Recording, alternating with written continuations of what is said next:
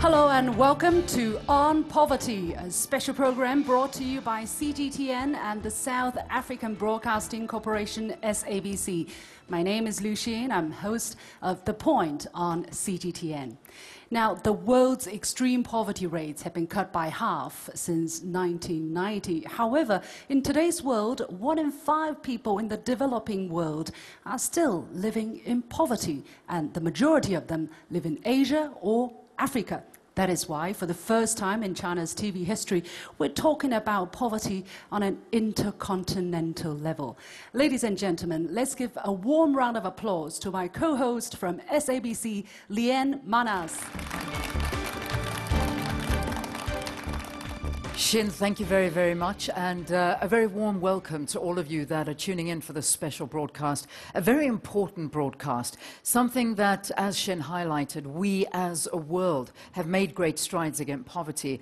But if you look at Africa, there are still about 400 million people that are living below the poverty line, and something urgent needs to be done. I think to start this particular broadcast, one of the best quotes I can think of is from our former President Nelson Mandela. As long as poverty, injustice, gross inequality persist in our world, none of us can truly rest. So today we are going to do anything but rest, and we have got an amazing panel that are here to discuss some of those issues with us, and let me introduce them to you one by one.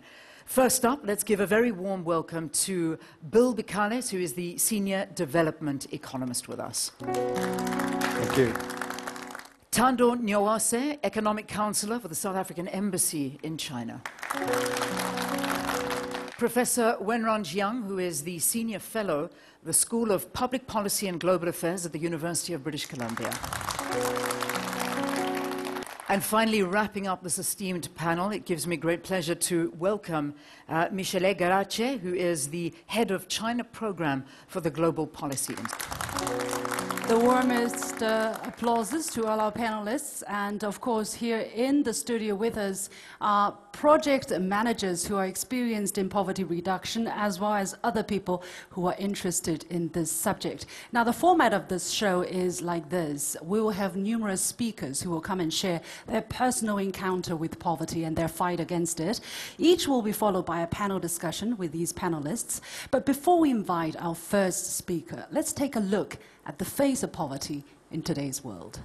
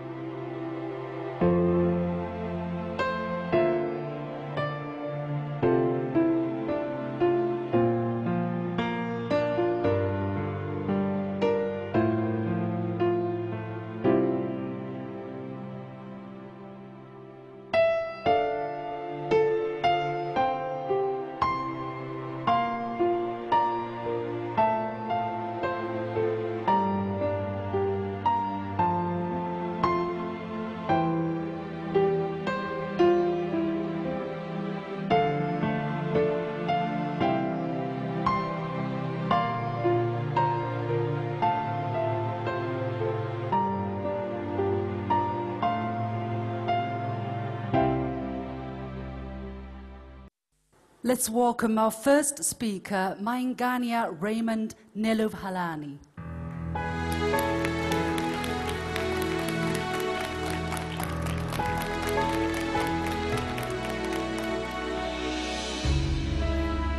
Hello everyone. I know poverty. I did not read about it in the books or watched TV. I experienced it growing up myself. I believe I also chose a career, social work, as a caring profession, so that I should help other people, uplift them to and better their lives.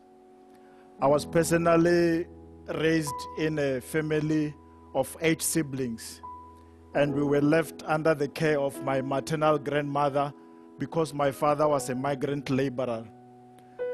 We shared a 1-bedroom house. I slept on the floor until I was 14.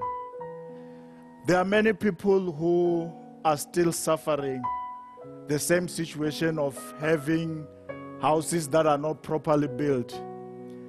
If you look at this picture, you can imagine how much water comes in when it's raining and how much hot it can be during summer. This reminds me of a picture that cannot be erased in my head. One night it rained so bad that water came into our house, both from underneath and a leaking roof. We had to leave the house to go and check if the outside roundabout kitchen could be dry for us to sleep in. I know what it is to eat after having to go out and hunt for insects like locusts, enjoy pap with termites, and go into the river to catch fish with a sackcloth. Poverty exposes people to a lot of painful situations. I would like to share another story, a very painful story of a young woman. This lady is called Nyerisani. She was brought up in a poverty situation also, but her poverty was more intense after she escaped a brutal attack. She dated her boyfriend to the bush because there's no way they could afford to go to a decent place like a motel. While they were there, they were attacked by people who were believed they wanted to mutilate them to get body parts.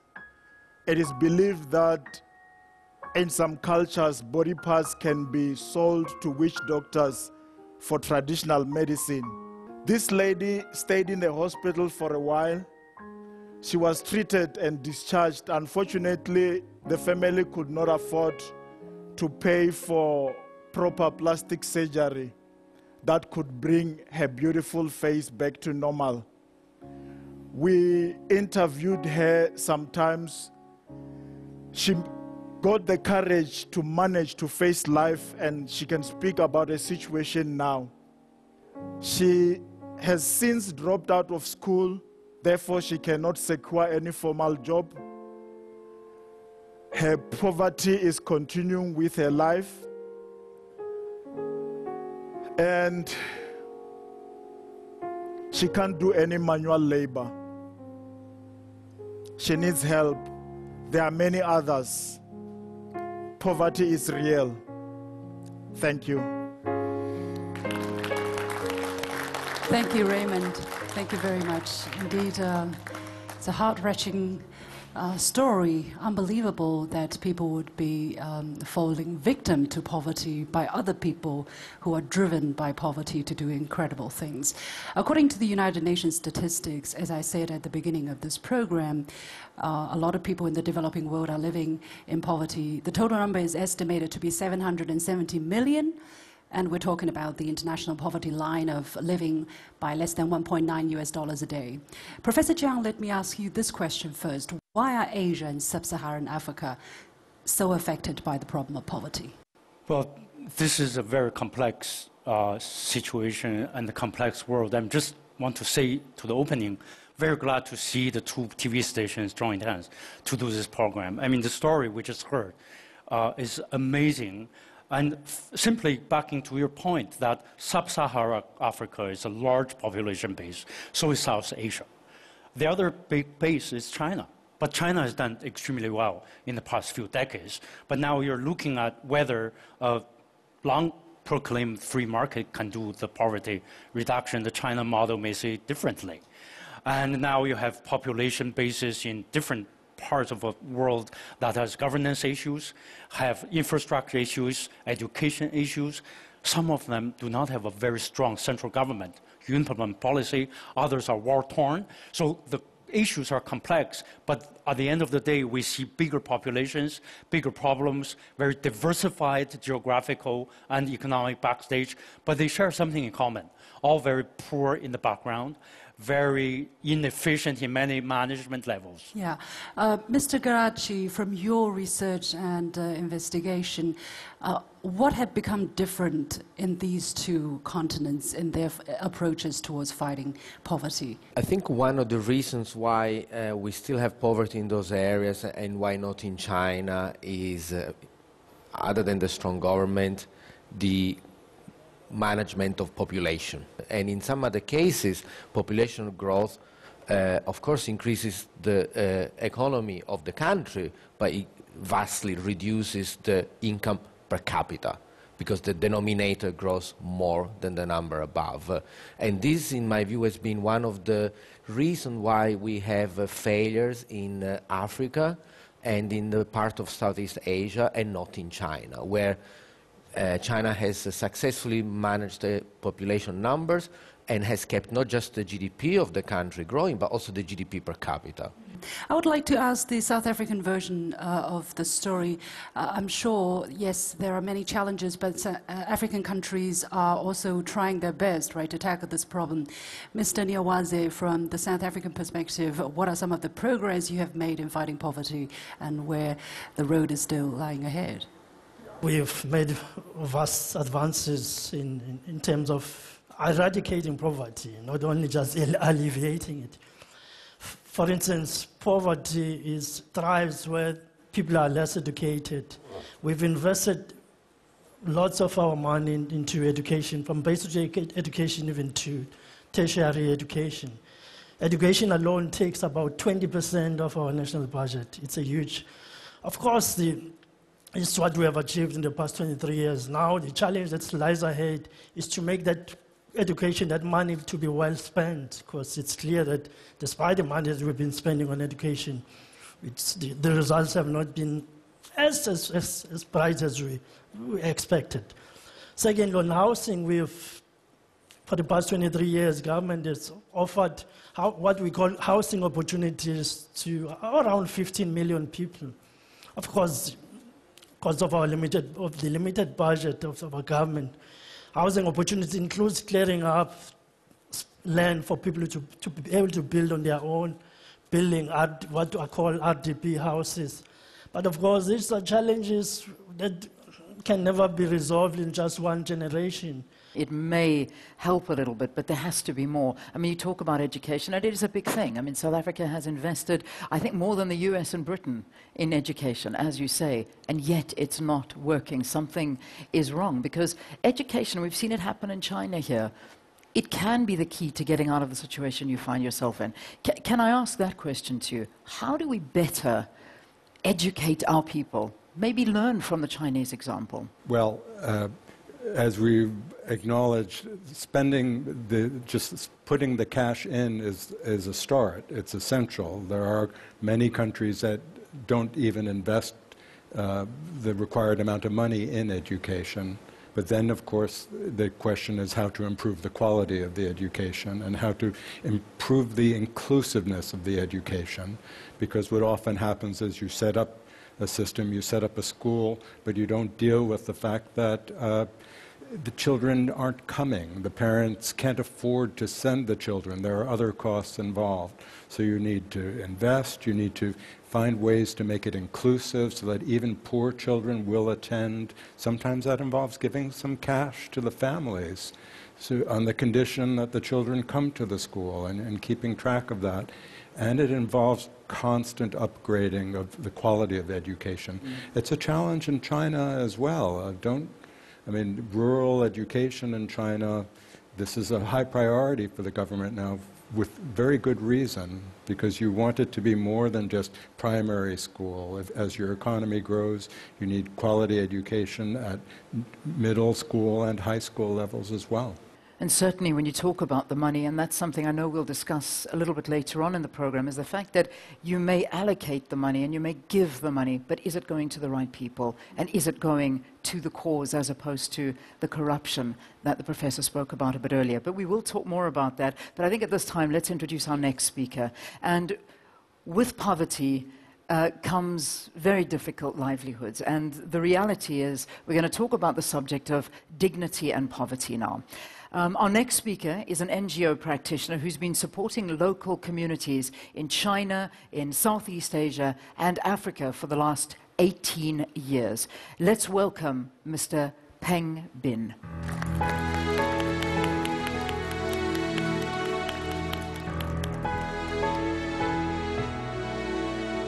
Hello everyone, my name is Pam Beane. I work for a leading international humanitarian and development agency called Mercy Corps. I have been working in the aid sector for 18 years. The most exciting part of my work is understanding local needs and working with local expertise to design solutions together.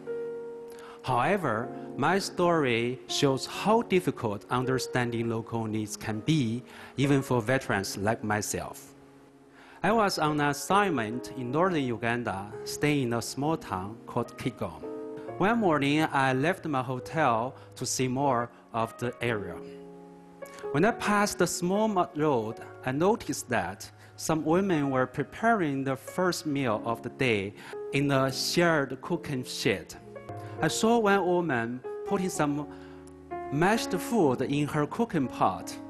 The cozy setting was just so interesting to me, and I wanted to capture this picture. So I grabbed my phone and took a shot. One of the women immediately noticed this gesture and asked, "Did you ask for my permission to take a picture of me?" To be honest, her quick response surprised me, and it was embarrassing.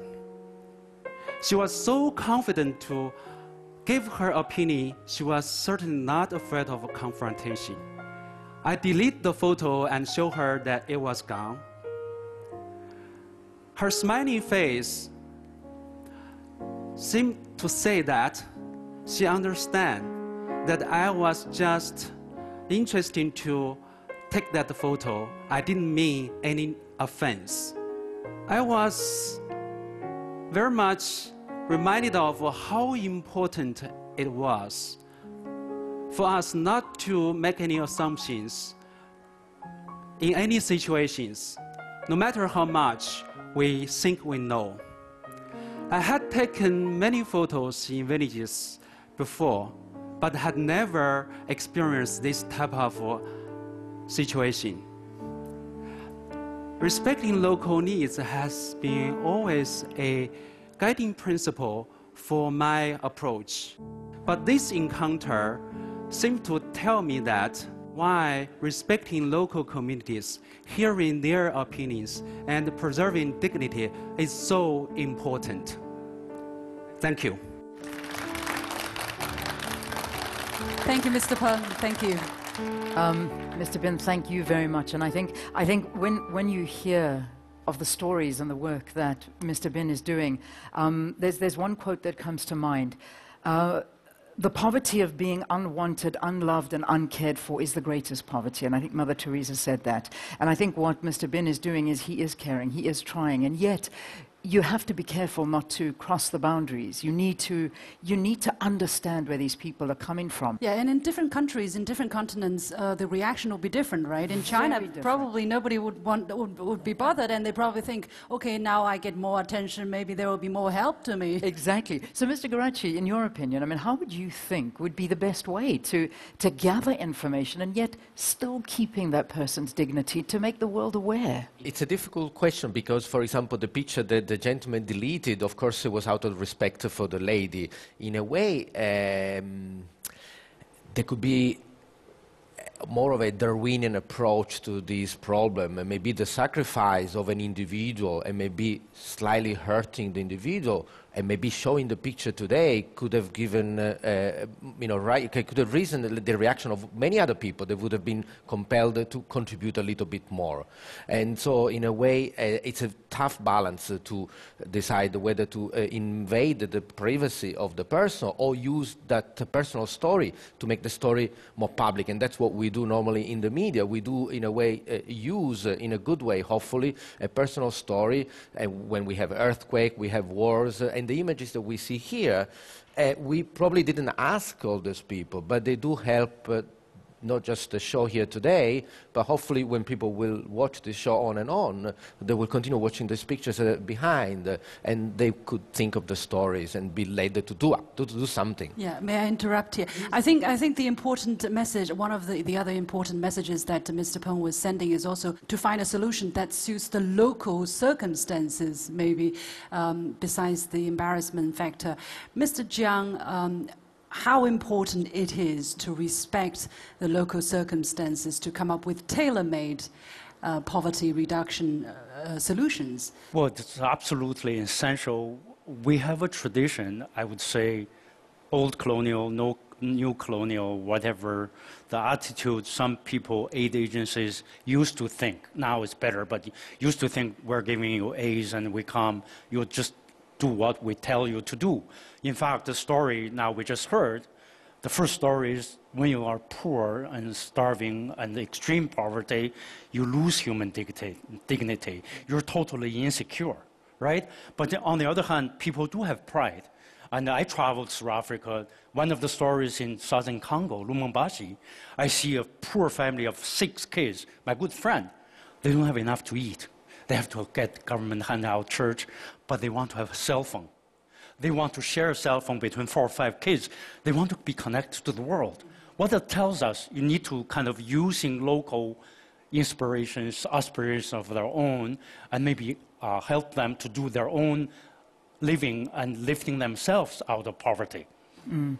You know, the story that we heard is not a unique story in the African continent. I mean, I've traveled. I've also done the same, taking pictures, and yet the people don't like that. They don't like being taken advantage from in any way. They have the right to have their dignity, but you need to get that message out there at the same time. And the NGOs working in these communities, how should they be helped by government and the states? Because the work that they do is vital in uplifting these communities.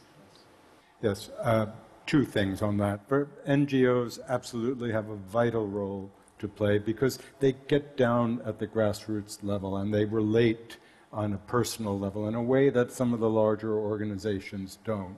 On the photo question, if I could go back to that, because I worked at UNICEF for a number of years also, and I would emphasize one thing, and that is everyone loves seeing children. Everyone loves taking pictures of children. Children have the right and the dignity that has to be respected also, and people should be very careful about taking photos of children, engaging of children without permission, without parents, without other adults. Mr. Picales talked about the dignity of children, and our next speaker is actually a caring mother who loves not only her own children, but also a number of children that have been abandoned, fostered, and orphaned. And I'm not just talking about 1 or 2 or 3 or 5. There are a total of 26. Ladies and gentlemen, let's give it up for Ella Maaloula.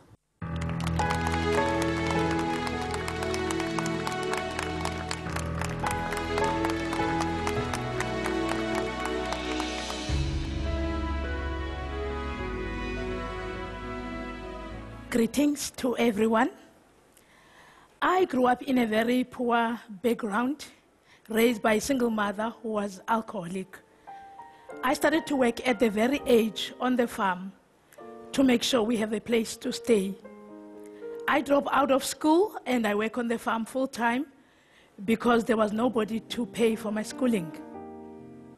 When I was still working on the farm, one of the ministers from the Baptist Church rescued me, and he helped me to go back to school again. And when I finished school, I started to work as a dishwasher, kitchen assistant, a waiter, domestic worker. Then I ended up working in the office. While I was working in the office, I had a dream of starting my own business. And through that business, I can start my own NGO to help children in my community. The business is a tourism business in Knysna, and we cater all the tourists which are coming through the Western Cape. And through the business, we're able to help the children in the community of Knysna, which I will make one example of beauty. Beauty came to my care at the age of 1 year. She was very neglected, and she was one of the children, which was my first time to see a child with no smile, even if you tickle the child. I used to embrace her, and there will be no response when I embrace Beauty. Then, during that process of having Beauty in that, trying to make all means to get the character and the attitude and the happiness and the joy to Beauty as a child, my husband proposed to me. When he proposed to me, I know for all the girls it's something that is nice, but I have to be sure, more than anything, that I marry the right companion, someone who's going to have the same heart as I do, especially for the children in need. I invited him to come before I say yes, and he came, and that is when he met with Beauty, and the smile that you see now on Beauty's face is the smile that we first saw when my husband came into my house. Then I married the guy for sure.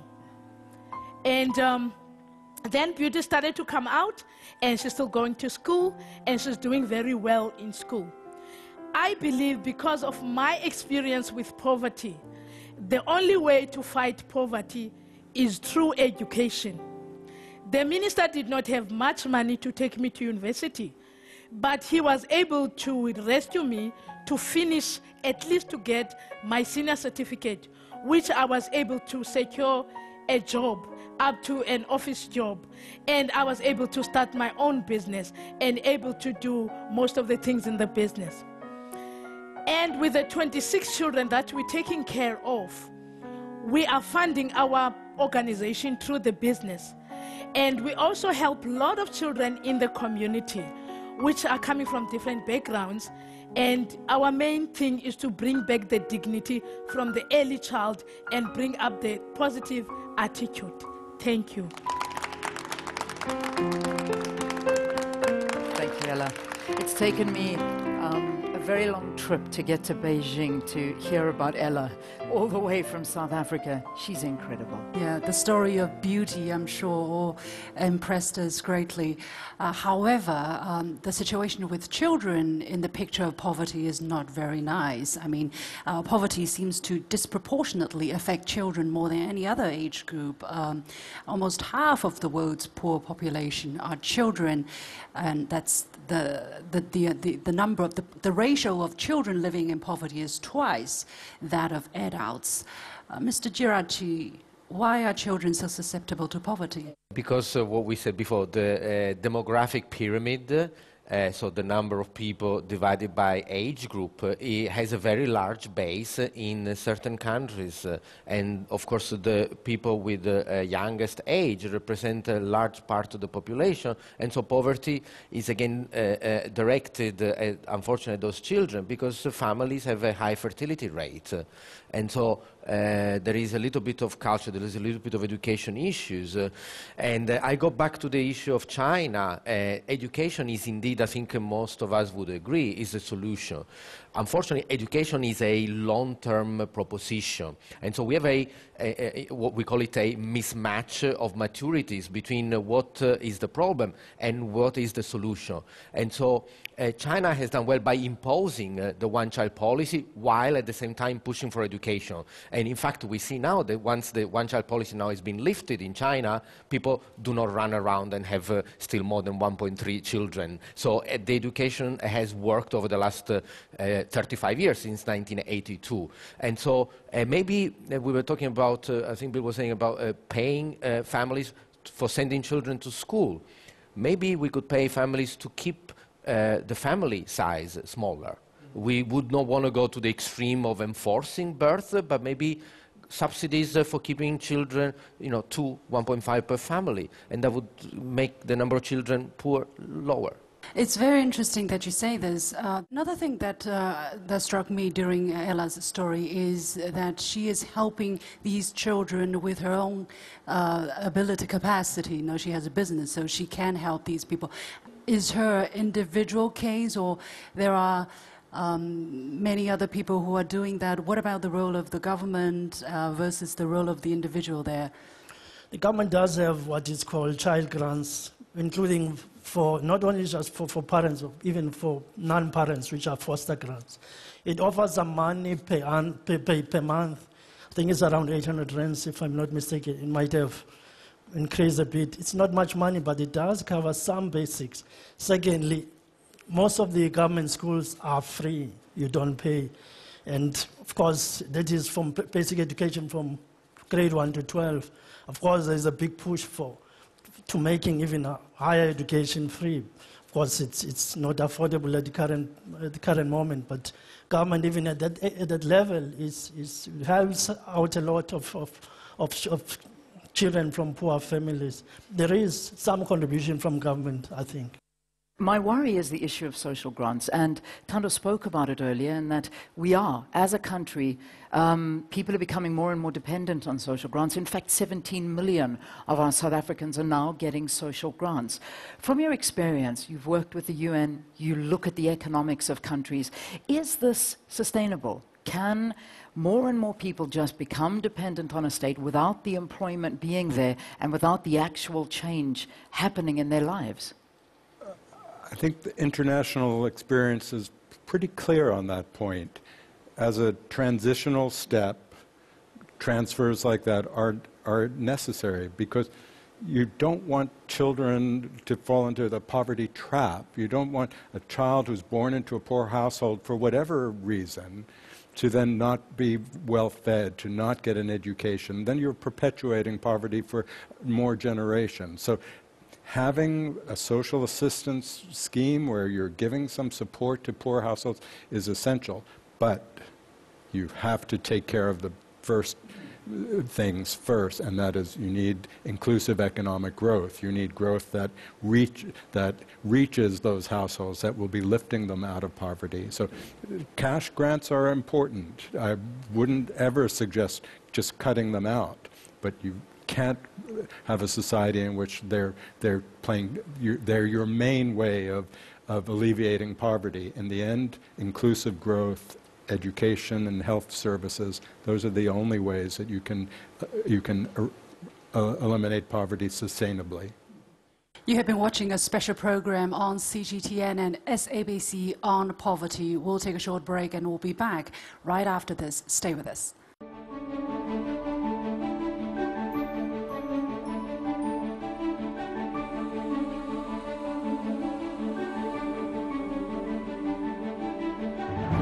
I have to be sure, more than anything, that I marry the right companion, someone who's going to have the same heart as I do, especially for the children in need. China's primary contradiction now is unbalanced and inadequate development with the people's growing need for a better life. How should they be helped by government and the states? Because the work that they do is vital. Government, even at that level, helps out a lot of children from poor families. There is some contribution from government. Welcome back. This is a special broadcast on CGTN and SABC called On Poverty. Thank you very much for staying with us. So much more to come. In fact, this speaker, I think, is going to make you think quite a lot. He comes from Mali. He's here practicing traditional Chinese medicine. His nickname is the Barefoot Doctor. Ladies and gentlemen, let us welcome Diarra Boubacar.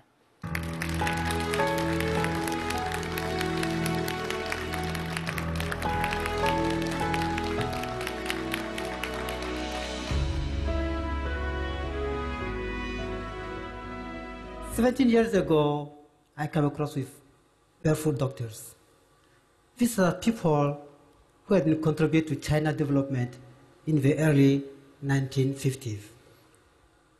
But as China developed more and more attention was given to Western medicine and to big hospitals. The barefoot doctor concept faded. These are people living in a remote area that lack medicine, that lack basic medical instruments. So I decided to do something for them. Tumei is one of my students. She's from a Hani tribe. She only has primary school education. She don't speak Chinese, she only speak honey. So during my training, I have to teach her, and another student have to translate to honey to her. But despite all these difficulties, at the end, she was able to manage and to take care of her community and become a welcome village doctor. Lu Han also was one of my best students. One day I received a call from the government that there was a lady suffering from stroke in the hospital and there was no cure for her. So I took Lu Han with me. I give her instruction how to take care of the patient. So Lu Han started giving acupuncture and herbal medication. After 3 weeks of treatment, the woman was able to walk. So sometimes our barefoot doctors can do what big hospital doctors cannot do. Li Nong was a smart girl. She grew up in a very poor family. So in the middle school, she was forced to quit school, get married, and then go to the city for labor work. But I need to find a doctor in the village. So I drive 5 hours in the mountain to find her among a mist of bricks. I convinced her to come back in the village and become a village doctor. And now she's a very respected village doctor. I left barefoot doctors spread all over China. What I have learned? Poverty is linked to healthcare and medicine. So to alleviate poverty, we need to bring healthcare to these poor villages in a very simple, sustainable way by using natural resources. Do one thing at a time and we'll make it. Thank you. I love what he said is that sometimes the barefoot doctors can do more than an actual doctor can do for the community. They know the community, they live with the community, they understand the resources. And I'm going to swing right around and come straight here. How do you think we can more support and grow these traditional healers and these alternative methods as we've heard? I think it's been an attempt was made in the early 90s to try and integrate them with the traditional doctors with Western medical doctors. I don't think that project went very far. But it's clear that we have lots of very skillful traditional doctors. I think the first step will probably to try and professionalize their careers. Was there are some of their herbal products that can cure some of the ailments that are troubling our societies. But they still remain at the rudimentary level. They have not been patented as well and turned into normal or ordinary pills like what the Chinese have done here. When you have flu here or other ailments, you go to the traditional Chinese pharmacy, you get Chinese medicine, but in a Western form, in a pill form, or even if it's some leaves as well. I think we still have a long way to go in terms of doing that. Probably it's something that we can, of course, take a lead out of what China has done. We haven't done much. Of course, on the positive side, though, in terms of access to health, our people who are poor have free access to our basic health services. During the just concluded 19th Party Congress, the General Secretary of the CPC mentioned that China's primary contradiction now is unbalanced and inadequate development with the people's growing need for a better life. And I think that showcased that while you can see these high rises and absolutely fancy lifestyles in the big cities, in the countryside, in the mountainous areas, you still have these pockets of extreme poverty. Professor Jiang, what are the challenges ahead for China in this regard? Well, this is a very good question. China, if we see China miracle in the past few decades, the single most important achievement is to lift huge, we're talking about hundreds of millions of people out of poverty. So that's kind of becoming the known fact. But the story now we hear is that China, because of its population base, even you lift majority of these people out of poverty, still having a lot of people living in poverty. And I think the story taken away from the past few week and so on and so forth, the Chinese president just spoke recently in Vietnam saying to solve poverty issues in China still is President Xi's personal conviction. And now we're seeing not only China sending doctors abroad, but also we have barefoot doctors from Africa coming to China. It tells us really reducing poverty really has no national borders. It's a global effort, right? The other issue is if we have these kind of societal-based barefoot doctor, community service, if they have to function, they must have to function in a peaceful environment. In China's poverty areas, they're peaceful still, but in war-torn zones, in many of those parts in Africa, in these parts, they can't operate. It's impossible. And then you've got a problem, right? One final speaker. Yes. Yeah, one final speaker on this special program. I hope you are enjoying it as much as we are here, because these stories are moving, and yet I think they're creating examples for many people that are watching this of what you can perhaps do in your community as well. Our next speaker is going to be focusing on exactly what we've already been talking about, and that is the revitalization of rural areas. Jessica Jiang co-founded Rural Culture Renewal Volunteers Association, which works on poverty alleviation in rural vitalization in China. I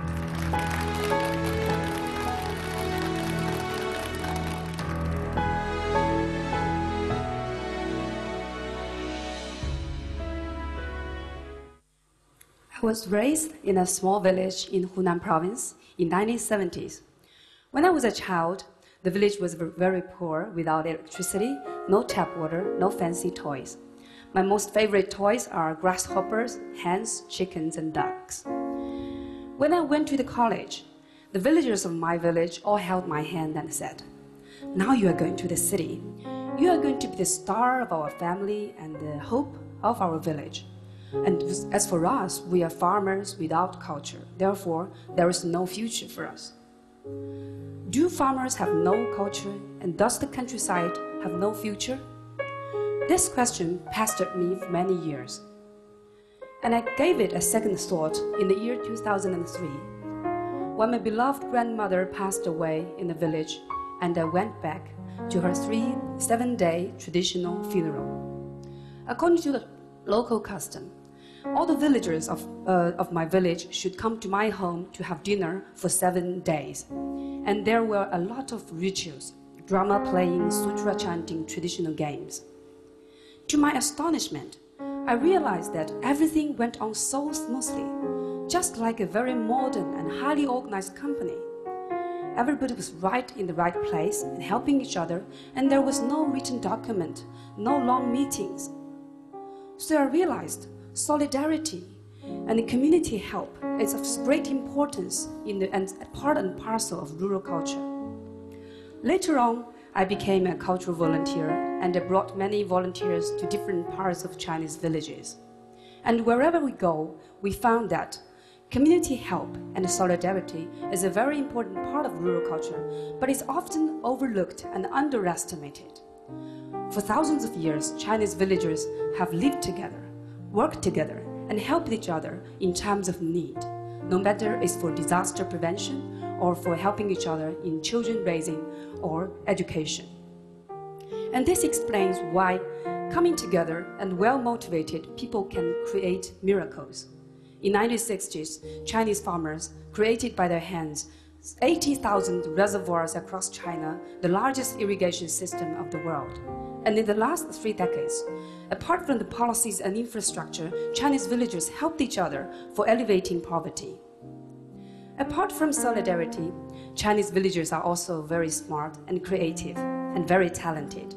During the years, we met with many farmers with great talent. Some of them are great chefs, great dancers, great singers, and great experts on animals and trees. So rural culture can actually become a treasure instead of just a burden. So do farmers have culture, and does the countryside have a future? My answer is yes. Poverty alleviation is not a one-way philanthropy. It's a two-way mutual learning process. The city should learn from the countryside, and the countryside should learn from the city.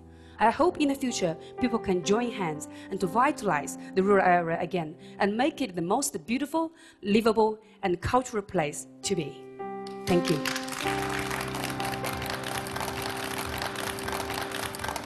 I think it's such a wonderful topic and so beautifully put there, because it is so important. And I'm going to ask this to you, Mr. Karachi. What can we learn from that divide between the rural and the urban areas?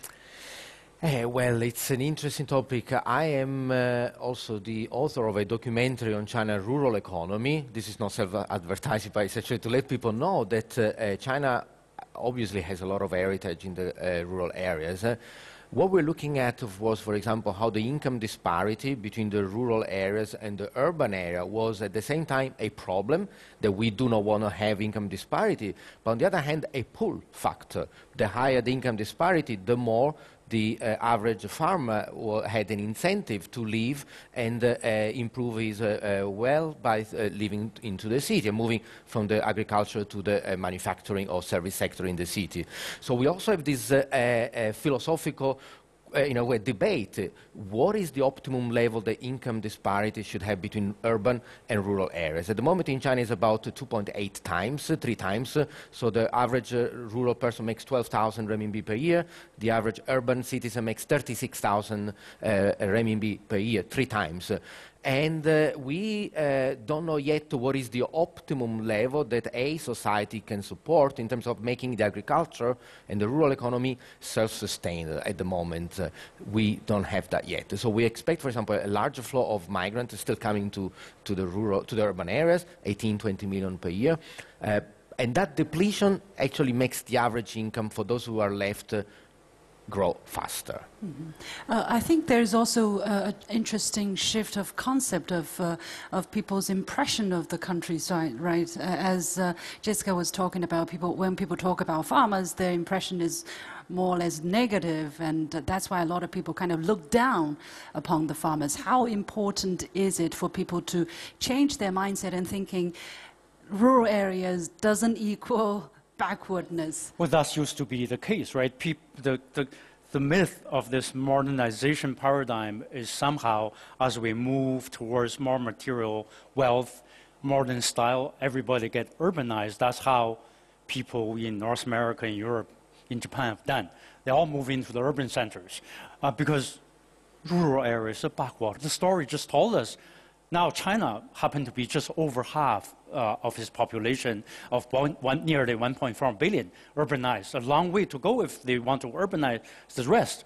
What we're seeing now is a trend saying with the new technology, with the communication technology, with the internet, with the e-commerce, that people can actually appreciate their rural culture, their rural economy. They can use e-commerce to promote what they produce in rural areas and make rural areas catching up with the urban areas as much enjoying a modern lifestyle. I think these are paradigm shifts and they're new trends we should pay attention to. No country has a monopoly on how this all is going to develop. But I think that's where the promise is. We're a little bit sometimes gloomy looking at the numbers, highest infant mortality rate, highest, lowest life expectancy in Africa, in South Asia. But these are also areas may enjoy a new rural economy of some sort we're yet to figure out, right? I'm going to take a very different spin on all of this, because in South Africa, what we're going through now is very, very different as well, because, what viewers and people have to understand is that South Africa has come 24 years into democracy. A lot happened during the apartheid years, and the issue of land and the redistribution of land is one that's a big topic back in South Africa. If we look at numbers, only 8 million hectares of arable land has been transferred back to black people, and we're talking 8% out of 82 million hectares. And we hear the benefits of this land in the rural areas. So Thando, from your perspective, how do we speed this up? How do we allow South Africans to get that land to create a living for themselves? Firstly, maybe the first comment I would like to make is people are flocking into urban areas because it's true that there are better amenities, access to health, access to education. I think life is better in the urban areas in general, and experience has shown that the more urbanized countries are, the more prosperous they become. But yes, it's true, the rural areas, particularly for South Africa, which has double-digit unemployment, agriculture is one of the most labor-intensive sector of the economy that we should take, of course, advantage of. But the issue of land redistribution remains an intractable one. Of course, our government still has a 30% target, which has been very difficult to reach, because private owners of land sell it to government at very high prices. And it's an ongoing debate, but irrespective of that, of non-movement forward in terms of transfer of land, there's still land for cultivation in rural areas. It's true that the government should be promoting people to at least a small scale to medium scale level of farming in rural areas could make life, I think, affordable in rural areas. Thank you very much, Mr. Niawaz. We're coming to the end of this very interesting discussion. Leanne, what are you going to take away from this discussion? I think so much. I don't even know where my mind is going right now, but I think as a country, and I refer to South Africa, the lessons that we've learned here today are massive. South Africa is sitting in a very difficult situation. Statistics are showing that half of our population are living in poverty, and it's not getting better, it's getting worse. So we're getting further and further away from those MDG goals, and that's a problem. But I think the lessons that have been put on the table here are things that we need to use, and we need to put them in play, because that could better the lives of people. And I thank you for this. Thank you very much for coming over and sharing with us the story. My take is that I think, first of all, China needs to show more solidarity with its developing fellow countries. And secondly, we still have a long way to go. I mean, $1.9 a day, that is not a lot. So even if there are a lot of people coming out of poverty line, how to really improve their lives is still a very big task. We need to do this again. Yes. So come back again next year? It's a date. I'll be here. Okay, thank you very much for watching this special production brought to you by CGTN and SABC. You can watch the replay on our application called the CGTN Live, or go to YouTube and look for CGTN The Point. You can follow me on Facebook or Twitter using the handle The Point with LX.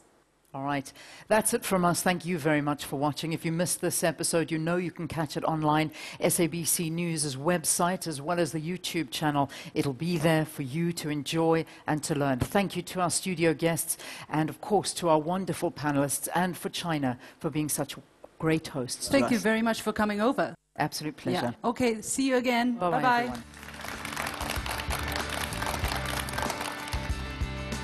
I also want to thank Slasher for making me the man that I am, giving the opportunity to believe in myself and to believe that my dream can be possible. In Western and Central Europe, but also in the north of Europe, about 10% of the population is having the energy poverty as a problem. Giving charity is not an ideal way to help farmers to end poverty. The best way is to help them to integrate into the global commercial chain system. Poverty is not an accident like slavery. It is not made. It can be removed by the actions of the human beings.